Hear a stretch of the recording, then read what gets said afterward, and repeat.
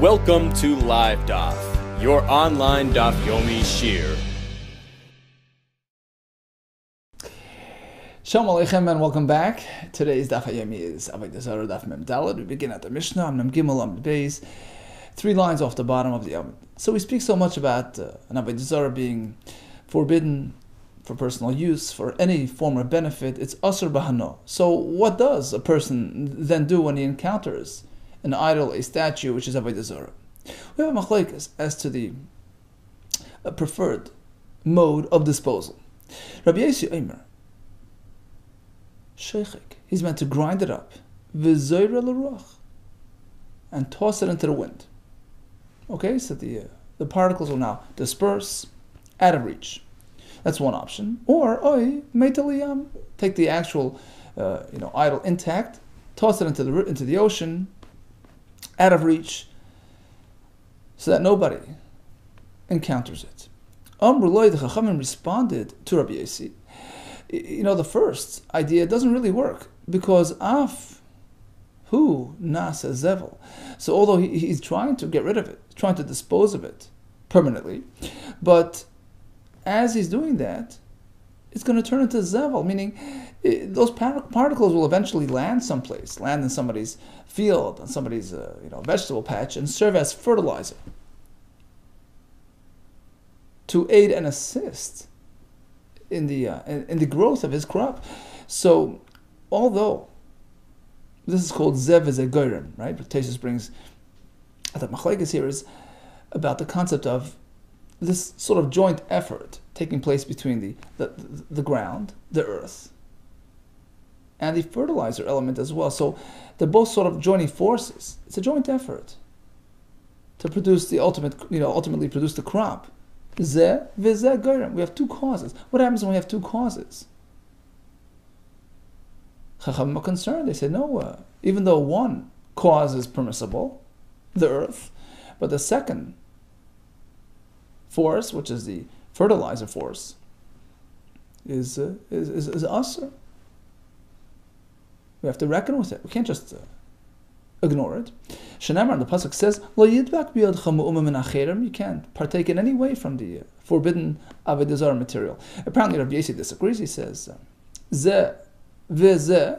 When you have two causes, two forces, goyim, which are bringing about the desired result, we could just reckon with one, the permissible aspect, in this case the earth that's growing the product, and just ignore the other aspect, the fertilizer. Tanya, says the Gemara, Amal Rabbi Yossi. Rabbi Yossi turned back to the Chachamim and he said, I will source this from a pasuk. We find by the Egel. It says by the Egel, Asher Asisim Asa Egel. Moshe Rabbeinu is relating to the nation of Klal Yisrael. He says, look, your idol, the Egel, look what I did with it. Lokachti. I took it, I burnt it, I ground it up to powder, until it became like powder, like afar. And I took this ground up idol, elanar hayorid minahar. I tossed it into the river, flowing off the mountain. Apparently, we're not concerned about it causing things to grow. It's not an issue. Amr Lloyd, the Rabbanan responded, Misham Rai, how can you prove anything from there? How are you Omer? Look at the other pasuk. He didn't just let it flow into the fields. Vayizer al pnei hamayim vayashkes bnei Yisrael. Yeah, he sprinkled it onto the water for the purpose of offering it to bnei Yisrael to drink. So ultimately it was taken off and it was drunk. The purpose was to use that water to test them. Like a woman who's a saita, strays from her husband, who's given that water to drink to determine her status. Same here. The waters were ultimately drunk by the Bnei Yisrael to determine their status, to verify and confirm whether they sinned or not. So you can't prove anything from there. It wasn't just let to flow out in the open. It was contained in containers and given to drink. Amla Rabbi Yossi. So Rabbi Yossi countered with another proof. that in fact we're not concerned about these floating particles. We have another pasuk. So this was the king Asa, who banished all the idols that his ancestors made, and his mother as well, Macha, who was heavily involved in Avodah Zarah. He removed her from her, deposed her of her position. Hesira Mikvira, took her from her position, demoted her. She's no longer, the queen and part of the royal, entourage. Why? Asha, and she actually was involved in making this Asherah Meflatzes, this Avodah Zarah. And what did he do with it? Vayodek, Vayisreif, V'nachal Kidron. He ground it up. So he ground up the Avodah Zarah materials, burnt them, and tossed them into the valley, the Nachal Kidron, the stream of Nachal Kidron. Apparently, there was no concern about anybody benefiting from those particles. Amr Loi the Chacham responded, Misham Rai, how can you prove anything from there? Nachal Kidron, no, that specific location, nothing grows there. Einoi Megadlat Smachin, poor quality, proper earth there. There's no, that soil doesn't grow any crops. So that's why, in that specific case, there was no concern, but typically concerned about just dispersing particles which may serve as fertilizer. Veloy, says the Gemara, really? Nachal Kidron's soil is not able to generate any crops. But Tanya, we have a brisa back in Maseches Yuma. So the various bloods flowing away from the Mizbeach, the dam that was poured on the Mizbeach, and then it went through the channels, the underground channels. So ultimately they drained out Elu, Ve'elu, these bloods, those bloods of different karbanis. Miss Arvin Bama, they would join together in this underground aqueduct. Nachal Kidron, they would drain out to the place called Nachal Kidron, right outside the city of Yerushalayim. And what would happen with that blood? They would sell it to farmers, lezevel, to be used as fertilizer. And if they fail to pay for it, they have committed me'ilah. Apparently, in Nachal Kidron, there were crops growing, which needed to be fertilized. In contrast to what we just said a minute ago, the Nachal Kidron doesn't feature anything growing. Says the Gemara, there are different places, different sections of Nachal Kidron, Mekaimis Yeshba. Yesh Mokim, Gadol Tzmachan. In some areas of Nachal Kidron, there are things growing. Yesh Mekaimis, Yesh Mokim, She'ein Gadol Tzmachan. In other areas of Nachal Kidron, there's no crops growing, and that's where he placed the Avodah Zarah material. So we spoke about her making this idol, Maima Flats. What does that mean? Rav Yudah, Dava Flaya Litzanusa. Some sort of extreme Litzanis, some ridiculous behavior she had with her Avodah Zarah. To the Tanur of Yosef, as Rav Yosef explained, Kimin Zachrus Asala.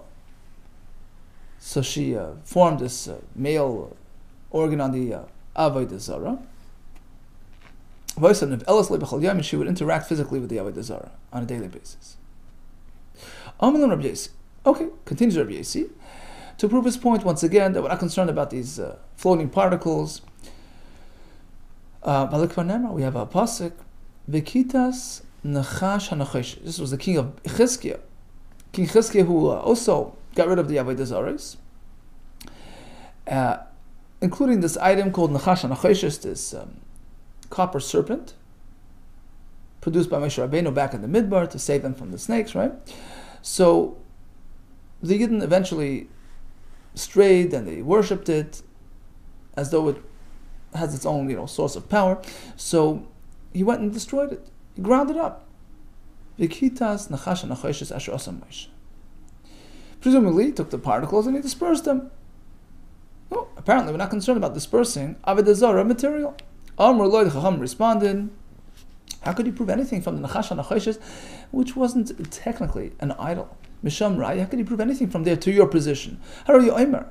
Let's go back to when it was formed, back in the Midbar. Hashem, El Moshe Aseh L'cha Saraf. Hashem instructs Moshe to make a saraf, a serpent. It says L'cha. L'cha means Mishalcha. using your material, it belonged to Moshe Rabbeinu. He paid for it. So what if people went and served it and considered it an idol? One cannot take something which is Ein Shaloi, somebody else's property, somebody else's item, and turn it into an Avodah Zarah. It has absolutely no halachic impact, no effect on the item. So technically, it wasn't even Avodah Zarah. So in that case, Bedinhu, technically, the Tusi lo have a tzarech, he didn't even need to destroy it.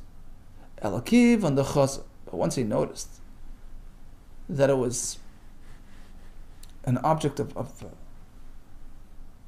mirchel, it was causing them to go astray. The Koto Yisrael astray, the Jews were following it. Then he decided, okay, Amar Bekita said, I'm going to destroy it. So in this situation, particles are not a concern at all because technically it was never really an idol. It doesn't have the status of an idol. Amar Lahem. So once again, Rabbi Yossi responds to the Chachamim in order to support and source his own position regarding the permissibility of dispersing of Avodah Zarah particles. We have a pasuk when David HaMelech fought the Plishtim. He went and he got a hold of their idols as well. They abandoned their idols. David HaMelech ground them up, destroyed them, and dispersed them into the wind. Because Vayisoim means that. Umay mashma, how do we know the high Vayisoim David? This term Vayisoim David means Lishna Desariyahu, that it was dispersed. How do we know? Kedematagun Rav Yosef, as Rav Yosef interprets a different pasuk, which contains this term of Tisoim, Tizreim V'rach Tisoim, a pasuk in Yeshaya, and he interprets like this. It means Umetargeminon. Translation is Tazarinun V'rach Tatatalinun. The enemies of the Yidden will be dispersed into the winds. So Tisoim, Vayisoim David, all mean the same. Apparently, it's okay to disperse minute Avodah Zarah particles. There's no issue of Isser Hanoah. Amr Loi Chacham responded, Misham Rai, how can you prove anything from that story? Because truthfully, we have another pasuk in Divrei Hayamim describing the same episode with David HaMelech treating those idols, destroying them. Vayisarfu beish. So David HaMelech told him to burn them. The fact that it omits the term Vayisoim in this description of the event, Shema mina Vayisoim mamish. So apparently,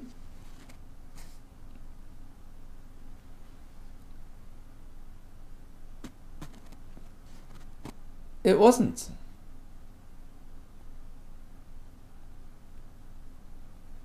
Sorry, the fact that it doesn't say Vayisarfim in the earlier description of the event. So again, we're talking about the same story. David HaMelech attacked the Plishtim, took away their Avodah Zarahs. So in the first pasuk describing what happened, it says Vayisoim David Vanoshav. We thought it meant he ground them up, dispersed them. But later on, Divrei Hayamim, describing the same episode, it says Vayisarfu beish. The question is why in the earlier account, back in Sefer Shmuel, would like Siv Vayisra from Vayisoim. It doesn't say Vayisra, he burnt them and then Vayisoim. It just says Vayisoim. So apparently, Shemamina Vayisoim mamish. Vayisoim is not describing the destruction process. Otherwise, it would have described it the same way as it does in Divrei Hayamim, that it was burnt. It doesn't say that, it just says Vayisoim. Apparently, something changed. And just Vayisoim happened. Which means to say, they took the idols with them. Vayisoim, they took them. But then, so fine, you're making a point that there was no grinding up, there was no dispersing, but in any case, the two psukim, with sort of varying accounts of the same episode, seem to contradict each other. Were the idols banned? Were they usher and burnt, destroyed? Or were they deemed permissible for taking? And in fact, they were taken. Which one happened? The psukim seem to contradict each other. The answer is like this. Initially, David HaMelech figured they're forbidden. They're Avodah Zarah. Got to burn them. Later on, he switched tracks, as we're going to see in a minute. Why? And then at that point, he permitted them to take the actual idols with them. The Rav Huna in fact presented this contradiction. In one place it says, David instructed them to burn. The other place it says they just took them. Which one? Like Kasha, the answer is Khan. The pasuk, which tells us that he instructed them to be burnt. It was a guy called Itai Hagiti, who was a guy who was an ally of David. So before he showed up, the idols were asur, and they had to be burnt. Khan, but the next pasuk, where they decided just to take them and enjoy them, that's after Itai Hagiti showed up on the scene, and he was mevatel the Avodah Zarah. He rendered them obsolete, worthless, useless. He did bittul. And that allowed the Yidden to take them. The Chsiv, we find another pasuk where Itai Hagiti served this purpose. Vayikach es ateres malkam. So when David was fighting in Ammon, he took the crown off their Avodah Zarah. Mial Reisha umishkola kikar zav. It was a really weighty, super expensive crown. It weighed a kikar zav. And then he put it on his head, right? Umishari, how could you take an Avodah Zarah adornment? Isuri hanoaninu. It's forbidden for personal use. It's Avodah Zarah. Amar Nachman, Itai Hagiti bo bitl, because they had Itai Hagiti come and be mevatel it. And then it lost its Avodah Zarah status, and David HaMelech could take it. Now, Mishkola kikar zav, this crown weighed like a kikar zav, that's a huge amount. Hechi motzi manach, the world could he put it on his head if it's so heavy? Amar Vidam Arav. It doesn't mean literally. Ru'uya lo nuach al reish David. It was appropriate for that purpose. It was fitting for David HaMelech's head. Right? He was deserving of this royal feature on his head, but in actuality, they didn't put it on his head. That's one teretz. Rabbi Yossi, Rabbi Chanina Amar, he says, Evan Shayavis, it really was on his head, but it was suspended by way of a magnet. Hoysaba had this magnet, Davas Dorala, which would sort of slightly lift it off his head. So when he was sitting on his throne, he was able to have the super heavy crown on his head because it was a magnet positioned above the crown, which sort of drew it upwards, in which case it didn't weigh down on his head. The crown itself was not a kikar zav in weight. It means to say that it was as valuable. It had a very precious stone in the crown, which was worth a kikar of gold. But it was a relatively light crown and suitable for personal use. David HaMelech speaks in Sefer Tehillim about Zois Hoysali. I got this. I received this reward. Why? Ki pikudecha notzarti, because I was loyal to your word. I kept the Torah in all situations. Mike Omar, when he says this, what is this? What did I get? Mike Omar, Achika Omar, B'schar shepikudecha notzarti, as a reward for being loyal to Hashem under all circumstances. Zois Hoysali le'edus. This crown serves as testimony that I am really fit to be the melech.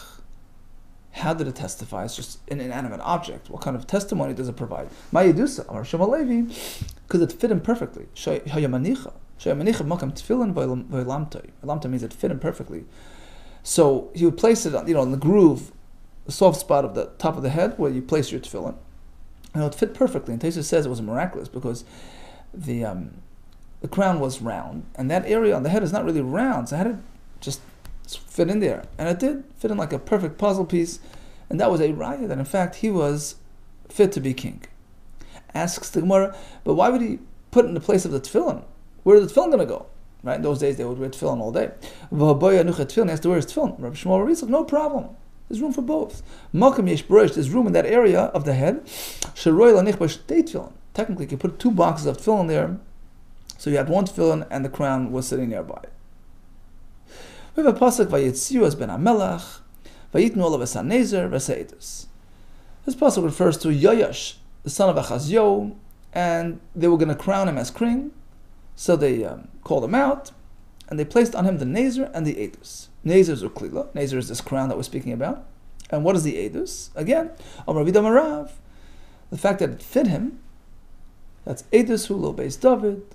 This serves as an ongoing testimonial to all the members of David's household, all his descendants, Shekal Aroi L'Malchus, Halamtai, in order to confirm that in fact this candidate was fit to serve as a Melech of David, Melech Beis David.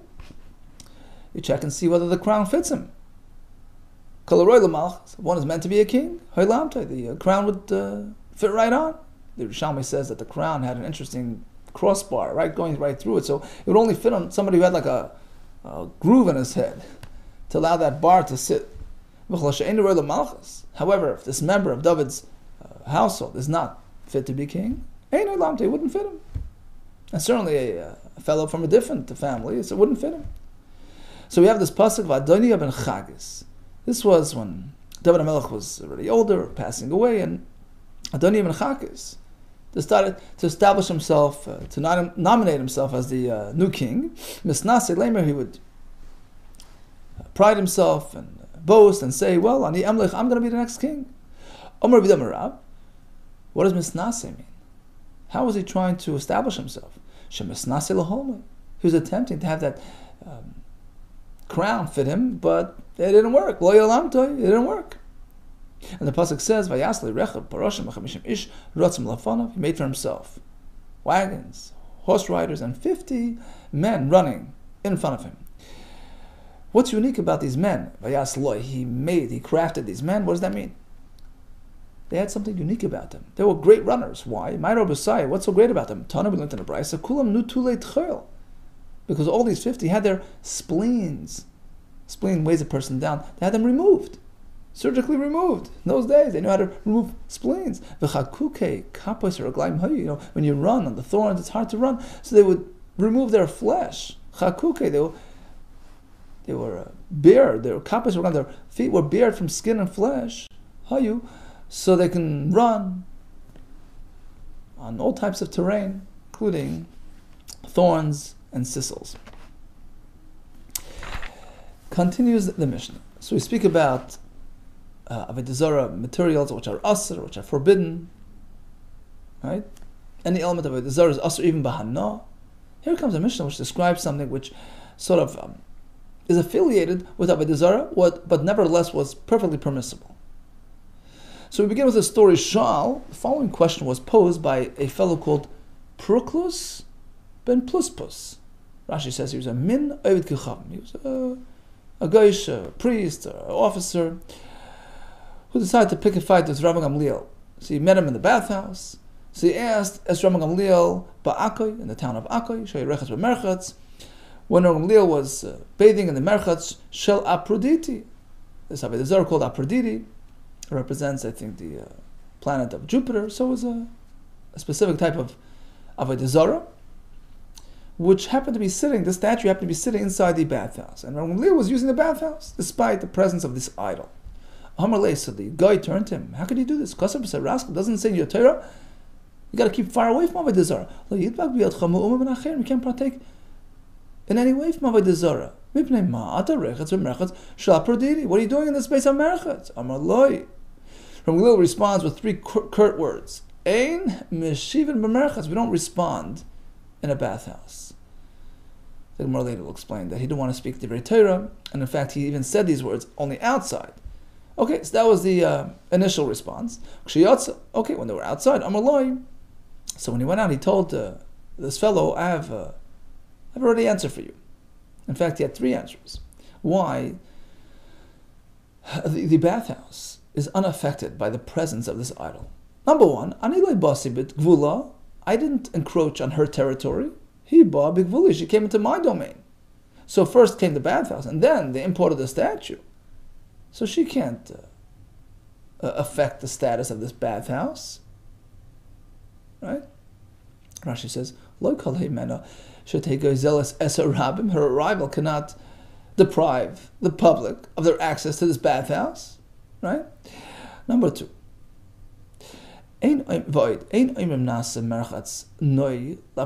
nobody says, well, we're going to make a bathhouse to enhance the Aphrodite Avodah Zarah. to bring in more worshippers. No, it's just the opposite. The statue is meant to attract customers to the bathhouse. So who's serving whom? The bathhouse is not serving the Avodah Zarah, it's the opposite. A person will say, Nasa Aprodidi, we'll bring in this idol, to serve, to enhance the ambience in the Meretz HaMerchatz, to bring more customers to the bathhouse. So, the bathhouse is not in service of Avodah Zarah, it's the opposite. So, by me using the bathhouse, I'm not enhancing Avodah Zarah, I'm not giving honor to the Avodah Zarah, just the opposite. He's serving me. Number 3, Davar Achar. Look how they treat it with just such utter disrespect. It's sitting in a bathhouse and imagine a person offers you all the money in the world. You would never enter the house of your idol undressed, of al-keri, a person who's tamei, mashtan, tending to one's needs in front of the Avodah Zarah. Of course not. You would relate to it with the utmost respect, right? And look what they're doing with this idol here, sitting in the bathhouse, the way people are undressed. It's stationed right next to the pit. Everybody's sitting and tending to their needs in front of it. It lost its status. It's no longer Avodah Zarah. The pasuk says, keep away from their gods. Only something which is treated like a god is forbidden for us to use. But not this one. But something like this, which apparently nobody has respect for. That's not Avodah Zarah. Now, presumably, those 3 words, the initial response, Ein Meshivin B'Merchatz, was uttered in the Beis HaMerchatz. And the question is, that in itself should not be said in the Beis HaMerchatz, an unclean place, because that in itself is Torah. It's a halacha that we can't speak Torah in the Beis HaMerchatz. So those words on their own should not be said in the Beis HaMerchatz. How can he respond in the bathhouse by saying, we don't speak Torah in the bathhouse? One can contemplate words of Torah wherever, on the road, on the plane, on the train. Chutz, Beis HaMerchatz, Beis HaKis, except for a bathhouse or a washroom. So how could he? Certainly can't speak the Torah, right? So perhaps we'll say, those 3 words were said in a non-holy language, not in Lashon HaKodesh. But that doesn't matter. It's about the content. It's not about the mode of expression. It's not about the language. So if the content is Torah, how could you? Abaye told us, Dvarim shel chol, mundane, everyday matters.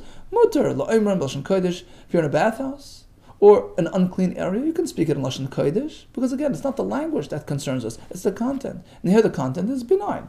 On the other hand, Dvarim shel kodesh, if they're matters of holiness and Torah, asur la'omrim b'lashon chol, you can't speak that in a Beis HaMerchatz, even using English. The answer is Tana. We learned in a brayso.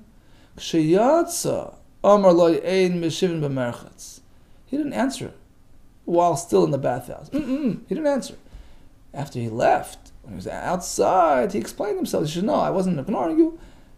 We don't speak these things in the Beis HaMerchatz. And he went on, explaining himself, offering no less than 3 reasons why it was permissible. Amar Rav Chama bar Yosef. So he quotes Amar Rav Yeshe bar Ribi, the great Rav Yeshe. Shuva genuva heshivai Rabbi Gamliel lo'isai hegman. Hegman is this officer. Rabbi Gamliel responded to him with a tshuva genuva, stolen response. Rashi explains genuva means kleima, meaning the chahu b'kash. He just pushed him aside with a sort of a half answer, a misleading answer. It wasn't really a valid answer. Why? What's wrong with his answer? We'll see in a minute. So this is a quote in the name of Rabbi Yeshua. Vani Omer, but I myself hold, meaning Rav Chama bar Yosef himself says, look, my opinion is, actually, I see nothing wrong with his answers. Ein gnuva, nothing wrong, perfectly valid. So my gnufte, what could have been wrong with his answer? The Ka'amarle, because in the third answer he told him, Zu I made this al pi abiv, right? Look how it's being treated with disrespect. V'chala adam mashkan faneh. Ask the Gemara, who cares? Just because the guy is tending to his needs in front of the idol, that doesn't downgrade its status. Rava says, take a look at the Avodah Zarah par. They tend to their needs in front of the Avodah Zarah. Shema fire the fun of B'cholim. They do it every day. It doesn't lose its status. Apparently, this type of conduct doesn't, is perfectly consistent with Avodah Zarah. So this response, in terms of disrespectful behavior, is not really a valid, true answer. That wouldn't be enough reason for permissibility. But I myself hold, there's nothing wrong with this answer. It's perfectly valid. Big difference between this and pa'ir. Zu avodah bekach, the Avodah Zarah of pa'ir. Well, there was a standard mode of conduct. That's the way they served. That's the way they worship the Avodah Zarah by tending to their needs, which appealed, to the most basest elements of existence, and that would connect them to the Avodah Zarah, which represented that element. As opposed to our story, that wasn't, the accepted mode of service, of serving this Avodah Zarah. So this type of bizayon should adversely affect the status of this idol. Amar Abaye has another approach in terms of what was missing from his answer. Gnufta mahacha. The reason why it's called a tshuva genuva, a misleading answer, it's actually referring to the first of the three answers that he gave in the Mishnah. Because he told him, look, I didn't enter her territory. I came first. The idol was brought into the merchatz. She encroached on our territory. Which would sound like that if it would have been the first way, that he entered her domain, it would create a problem. That's incorrect. Even if he encroached on her territory, even if she was there first, that wouldn't be a problem. But the Tanakh, the Mishnah says, so the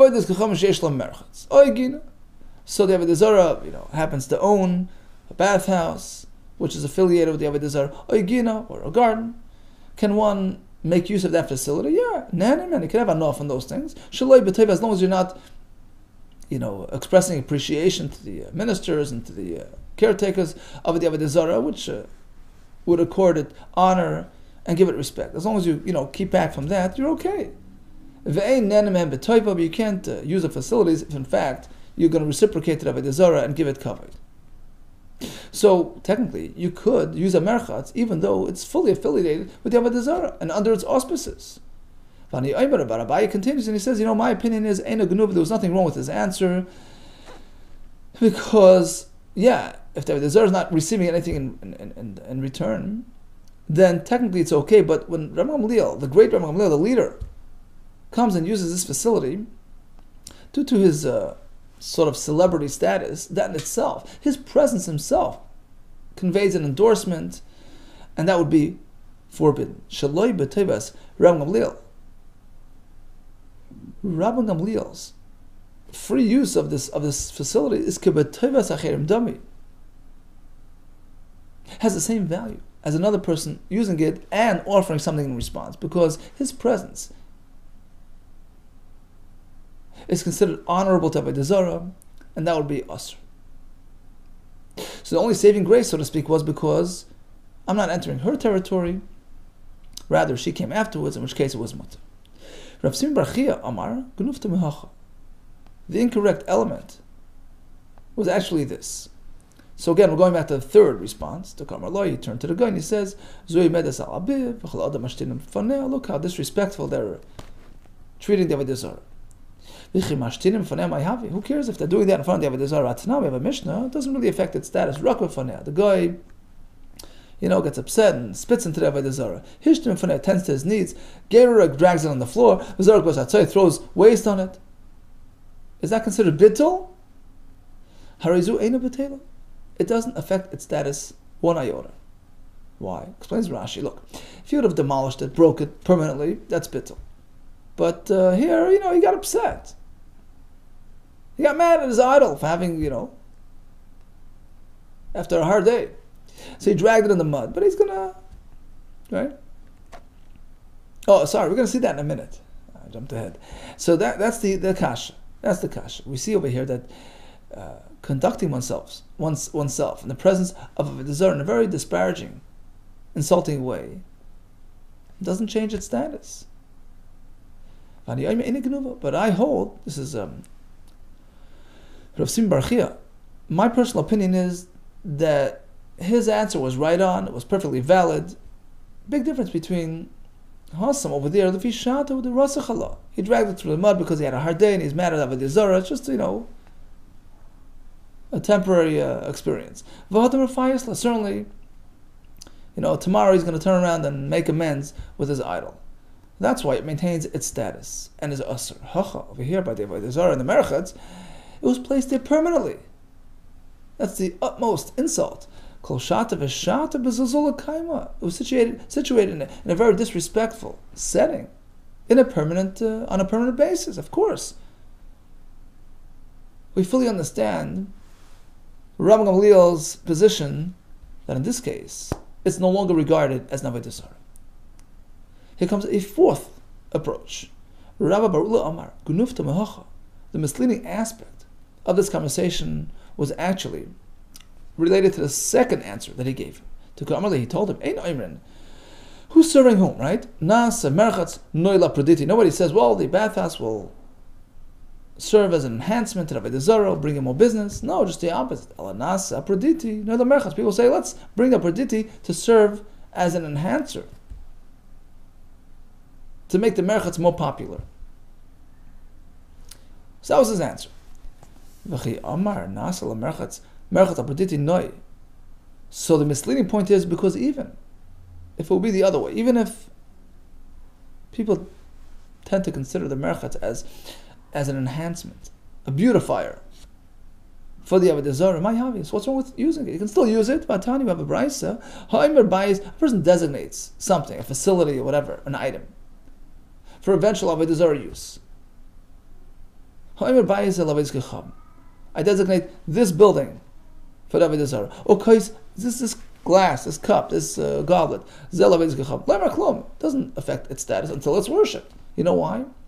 Because lahavdil, we have something called hegdish. Once a person donates, designates, sets aside something for the Beis Hamikdash, for a carbon, it achieves special status. But not by Avodah Zarah. Until it's actually worshipped, it doesn't affect the item. She'ein hegdish l'Avodah Zarah. There's no constant hegdish for Avodah Zarah. So even if you can argue that the Beis HaMerchatz is sometimes enhancing the Avodah Zarah, who cares?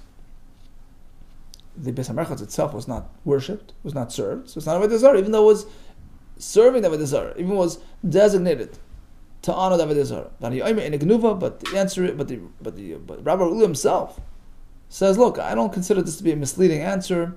I think it's pretty valid and pretty bona fide, because if, in fact, it were so that the Beis HaMerchatz would be considered a noi, an enhancer to the Avodah Zarah, nihidi tzur le mitzra, true, it still will not make it usher as an Avodah Zarah, but noi mi'a'ika, but it's still considered a noi. There's the enhancement factor. The fact is, you wouldn't be allowed to use this Beis HaMerchatz if, in fact, going there would enhance the stature of the Avodah Zarah in any way. You can't be machabed Avodah Zarah. You can't accord it honor. Taisa says it would be midrabanan. So, if that would be the case, it would be a problem using this Beis HaMerchatz. But in truth, it's not so, because as Rabbi Gamliel pointed out, it works the other way around.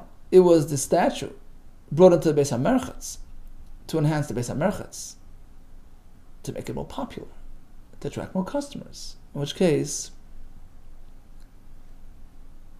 using the facility is not considered enhancing the Avodah Zarah, and is perfectly okay. Okay, so let's quickly recap. We had the machlekes in terms of how to dispose the idol. Right?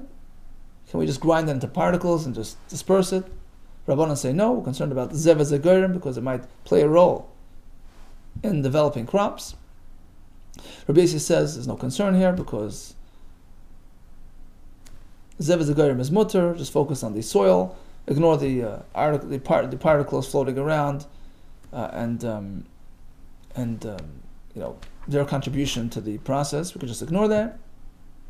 He brought tried to bring many rayas from various points in history where Avodah Zarahs were destroyed. Chacham responded with their their interpretation of events. In any case, we went on to the story of the crown, worn by David HaMelech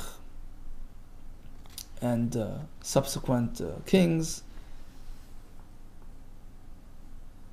being that this crown was actually a sign of royalty. It would only fit upon a person who was fit to be king. How could Gamaliel use the Beis HaMerchetz of Aphrodite? He gave 3 answers. We came first. She's just beautifying the bathhouse, not the opposite. And this type of behavior is totally zilzal, totally disrespectful, disparaging, degrading, in which case it lost its status. We had 4 points brought up in the Gemara in terms of whether the argument was in fact a bona fide, valid argument, or perhaps it contains some, like the Gemara calls it tshuva genuva element, which can be analyzed further. All the best to you, and Hatzlacha Rabbah.